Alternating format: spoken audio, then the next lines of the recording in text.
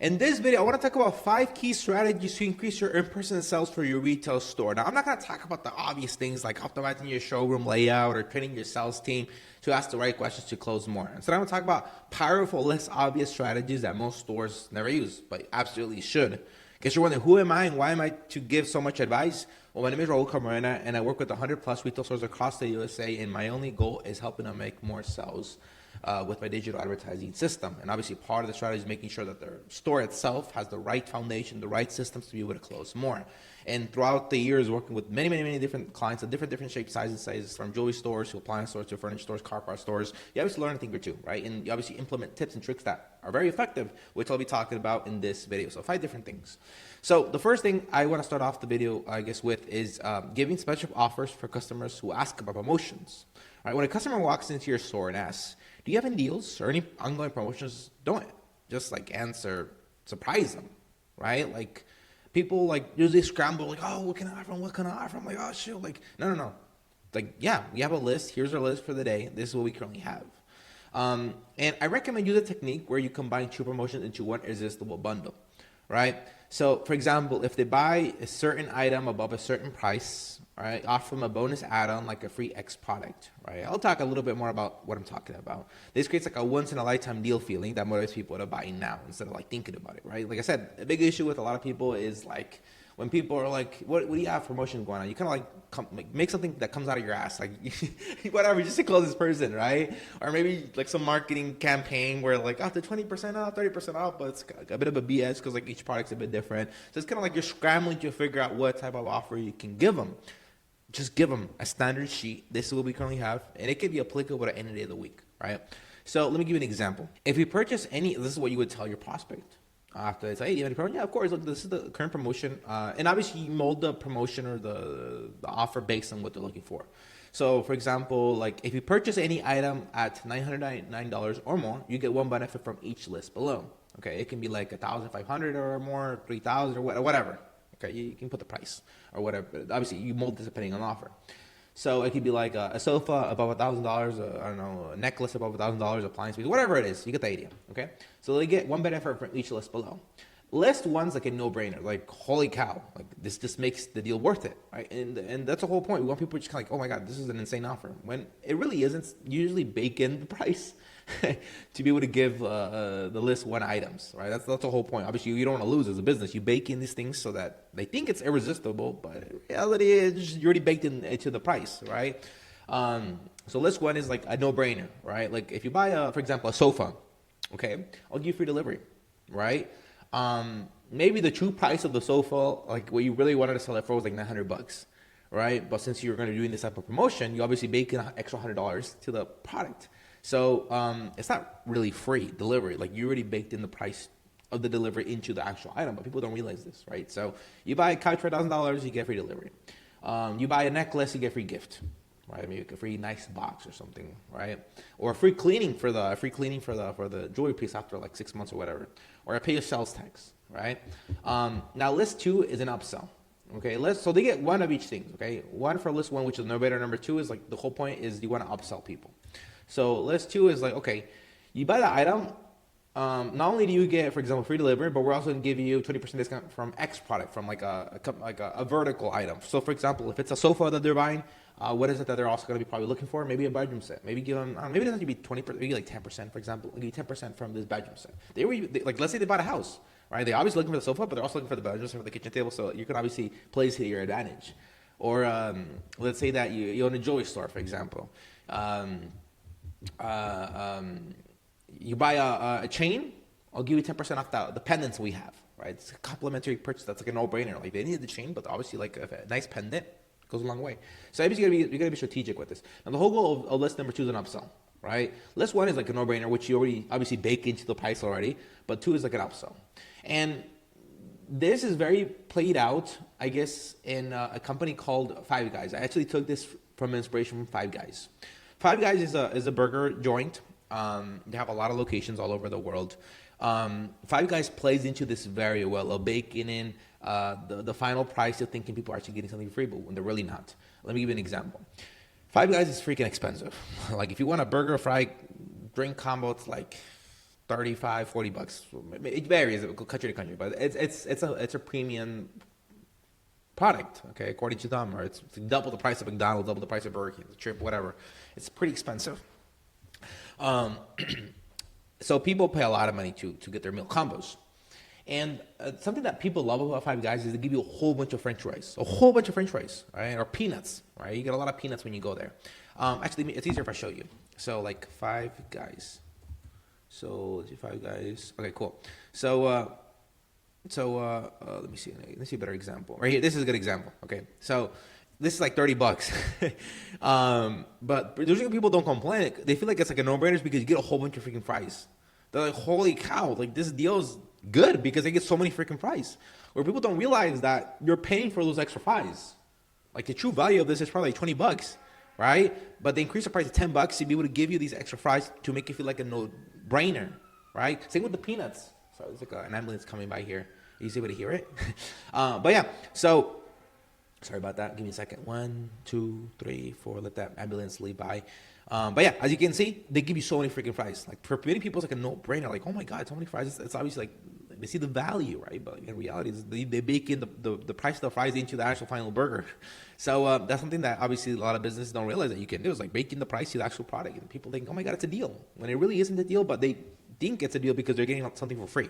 So the logic here is like you want to get something for free, which they think it's free, but it's not really free, if that makes sense, right?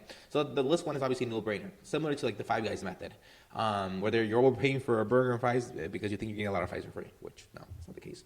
And the upsell is just something that's standard. Obviously, you gotta have an upsell for everything, or a cross-sell, whatever, right? This is a good way to make extra money, right? If they were planning on leaving the store only buying like, I don't know, $2,000 in items, now they leave with $5,000 in items. Right? This is a good way to obviously make more from one client's sale, right? So the next thing I recommend you do is these are a bit more of an advanced tactic to convert indecisive customers. So you're obviously gonna get those people that are like unsure, right? Should I make this purchase? In many cases, really what you need to move somebody, I guess, through the fence is like use trust building tactics to close the sale. So that you could offer, right? It's like a 14-day satisfaction condition guarantee. It really depends on the type of item that you're offering. And the reason why you do this is to reduce the risk and make the decision feel safer. Okay, so for example, a lot of companies that use this, like satisfaction guarantee, is like mattress stores, right? Some people are like, I don't know if I'm gonna like this mattress. So what mattress stores do is like they offer like customers, like, yeah, no worries, we have a 14-day satisfaction guarantee. If you don't like this, we'll gladly take it from you, right? Like, oh my god, really? This is true? Like, I can return it if I don't like it after 14 days? Yeah, no worries. But people don't realize the fine print says like, yeah, we can take it back, but like you gotta pay like $200 or $300 in freaking delivery or pickup. I mean. Right, that's usually half the cost of the mattress, or more than the cost of the mattress. And like, what the fuck? I didn't know this, right? But like, it's kind of like a tactic to get people to buy, where like they don't read the fine print. It's like 14-day satisfaction guarantee. Like, yeah, we'll take it back, but you're gonna pay like a hefty price for the pickup. Or likewise, like in the fine print says, like if there is any like damage or any discoloration or like any fur or hairs, it avoids the guarantee, like the us picking it up. So there's like a lot of fine, like you gotta read the fine print for this. But people don't read the fine print. They're like, oh my god, 14 days satisfaction guarantee, let's do this. I want to take the mattress. Like even after 14 days, I feel like this, or maybe 30 days. Like Walmart does it. A lot of these big retail stores do this. They have like a satisfaction guarantee, and the likelihood that actually somebody goes through with the actual return is very low, right? So they offer it, but people usually forget. It's just not worth the hassle. Right? Or sometimes people don't like for example, the mattress store, right? Like, or let's say furniture store. Yeah, we want like a 14-day, 30-day like return. Like, yeah, no worries. And let's say after 30 days, like, yeah, I want to return the couch. Oh yeah, just drive it over here. Like, I don't have a vehicle. How do I get? Yeah, like just figure it out. Like, and since it's just a freaking hassle, you have to rent a U-Haul or vehicle and drive it and take it back. Like people just like fuck this, whatever. So it's just a hassle. So these are things that you can obviously implement. I know it's a bit like slimy, but stores do it, right? Every store does it. Like they bet on statistics. The majority of people never actually return it. So that's something you can obviously do. Obviously, when it comes to like jewelry and stuff, it's very easy to return. Don't do it. Or you could do like a conditional guarantee, kind of like after. Well, actually, I don't even want to overcomplicate this. The conditional guarantee is the same logic. Like if the item is damaged, or if it's in this type of a condition, like it just voids the guarantee. Right, just voids it. That's pretty much what a satisfaction conditional guarantee is. That's the way I put it together. If they're considering a bigger purchase, right, like a luxury item that's heavy, You can add a premium white glove delivery. Like this bill shows, like, hey man, like I'll throw in the white glove delivery for you. Just don't think about it. Obviously, you baked it into the price. People don't realize, but like, oh my god, really, really, really. A lot of people, what they do is like when it comes to like furniture is like, and I'll take your furniture out. Like obviously before they decide to take their furniture out, their old furniture out, they're gonna see the condition of the furniture. If these furniture stores see that they can resell that item, they'll also include the removal of their furniture. So like you buy one of our couches, we'll remove your couch. But obviously, the only reason we do this is because like they can resell that couch. If it's like busted and broken, they're just gonna leave it there. They're gonna offer that. So it's a bit slimy of a world, but like you gotta do what you gotta do when it comes to business. I'm not saying I do it or promote it, but it's just these are things I've heard and seen people do in the past, right? Remove their aisle items. Appliances, obviously, it's bigger the case, right? A lot of appliance stores they sell used, scratch and dent, so it just makes sense, right? If the condition's not bad and maybe it's a little electrical wiring here and there that has to be like replaced or fixed, they can resell it for a huge profit. So it just makes sense for these type of businesses. You can offer free cheap product, right? To build trust, right? Like clean your jewelry after like 6 months. That's a no-brainer, right? Or a clean bottle they can take to be able to clean the jewelry with them. Or for the upholstery, let's say that they want to buy a sofa. You can offer them like a spray to be able to protect their upholstery. These kinds of exclusive value-added services can be the difference between a customer who buys and a customer who walks out without making a decision. So obviously, these are things that you build trust to be able to get people to go through the door. But upselling. We use this briefly up here, right? When you combo it with like a promotion, but this is a standalone way to upsell. So let's say a customer buys something from you, okay? Offer them, and so this is after they do the purchase, okay? Let's say that they bought I don't know, whatever item it is, a sofa, the chain, right? And you maybe offer the sofa like, hey, like you'll give 20% off for like a kitchen table, or the bedroom store. If you buy a chain, I'll give you like the pendant for 10% off. But let's say I don't want to buy it now. Maybe they're hard in cash right now. They want to buy it now, right? So like, okay, cool, no worries. You still want to give them something to take home, right? You want to take them something to take home so that when they are ready to buy it, they think about you automatically because you give them a sort of an incentive, like a discount, right? Because maybe people weren't thinking about buying that, like a whole bunch of things that day, right? So they only had enough money to buy that item. So you want to take them something home to think about, right? And give them a reason to return to the store to buy what they were lacking. So let's say if a customer just bought something, offer an incentive to come back and buy an additional product next time. For example, give them a discount coupon towards another item that they could potentially need in the future, right? This type of upselling strategy not only increases lifetime value of each customer, but also makes them feel like they're getting a complete high-value package instead of a single product. So, for example, let's say that somebody just bought the sofa from you, okay? And you're trying to sell them like the bed. They didn't want the bed. Okay, cool, no worries. You stick like something similar to this, like this flyer sticks similar to this to their invoice. And be like, hey man, so I know that right now maybe it wasn't the time for you to buy a bed or a bedroom set. Like, I want to give you this, right? No pressure, but it's gonna give you a really good deal. I'm sure you'll love it. We're gonna give you $100 off your mattress purchase or bedroom set purchase, $200, whatever, 10%, 20%. It does expire after 7 days, or you can put the time frame. You gotta have an expiration date. If it doesn't have an expiration date, people are just gonna forget about it. You gotta get pressures of people to come back, right? So you give them a discount, right, for the item that they were potentially, they're gonna potentially be looking for, but it has to have a deadline. If it doesn't have a deadline, this doesn't work. And this way you can upsell them to other items so they return back in the future. Let's say they buy a chain, right? Give them a pendant discount. Like, yeah, I know that maybe a pendant wasn't good for you right now because maybe money's tight, but hey, no worries. We're going to give you like an exclusive, just don't tell our clients about this, right? Like exclusive discount. You show this flyer to us within 7 days or within 14 days. You can obviously the deadline. We're willing to give you like the same discount we gave you in store, right? The same discount we're willing to like give it to you, right? So, these are a couple different things you can do. Appliances. This applies to any. Just think about in your business, car part business, whatever, right? This applies to whatever item you know that they're going to potentially be needing more. Let's say you own a car parts business. They buy, I don't know, like a stereo from you, right? You stick on their invoice like a coupon for like I don't know, speakers for the car.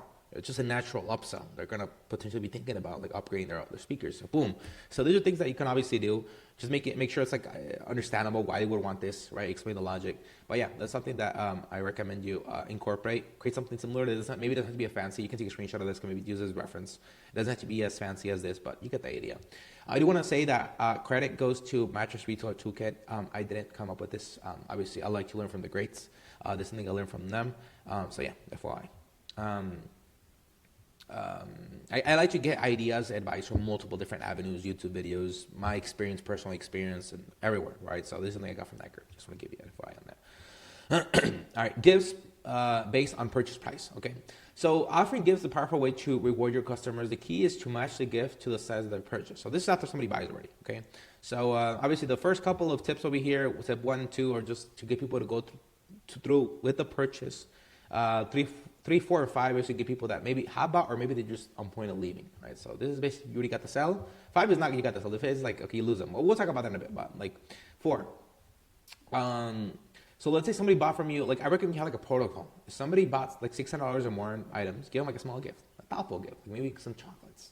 Now let's say they spend way more, $1,500, right? You can put the numbers there, right? You know your economics. Surprise them with something more meaningful, such as a box of brownies or set of mugs, maybe something a little bit more higher value, right? You can obviously the more they purchase, the more you give them, right?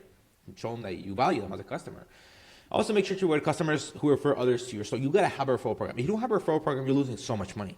Right, for every referral who completes a purchase, you can offer, like for example, you can tell Bob, "Hey Bob, I'm happy you bought with us. I thank you for your service. I do want to say that if you know anybody else that can need an item like the one you just bought, we have a referral program where you earn big bucks. So obviously, we want to incentivize you for people, right? So we win for both of us. I get a new client thanks to you, and obviously you get a reward in return. Now the reward could be like a $50 discount for a future item purchase, $100 discount depending on obviously how big of the referral was, a bonus gift, maybe I don't know. Like a cleaning kit for the sofa, XYZ, whatever. You can think about it.